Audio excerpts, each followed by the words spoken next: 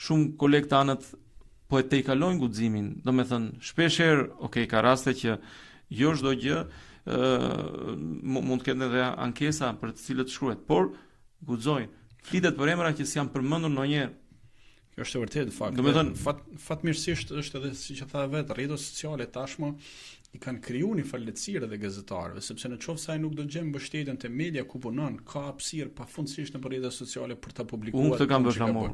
Unë kam ndërtuar rrjetet e mia, rrjetin tim, me thënë që paktën në Facebook unë kam diku te rreth 45.000 ndjekës, materiale, video, çdo gjë, me thënë i kaloj aty, mbi 100.000 ndjekë rreth në Instagram, që do të thotë që në një farë mënyrë dhe kjo duhet të jetë ajo që duhet të bëjnë gazetarët.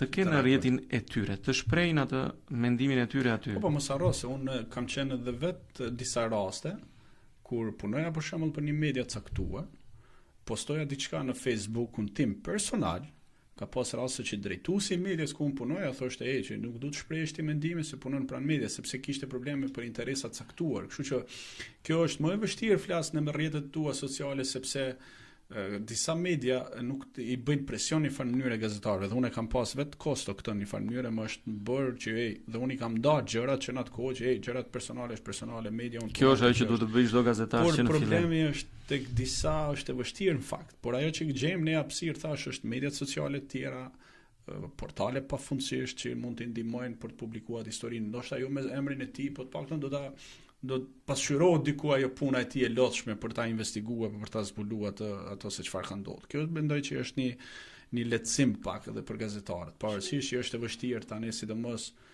unë flas me kolegë që ti e di shumë mirë problemet e pagesave që i kanë, thuaj se të gjitha mediat kanë probleme të tilla. Po patjetër.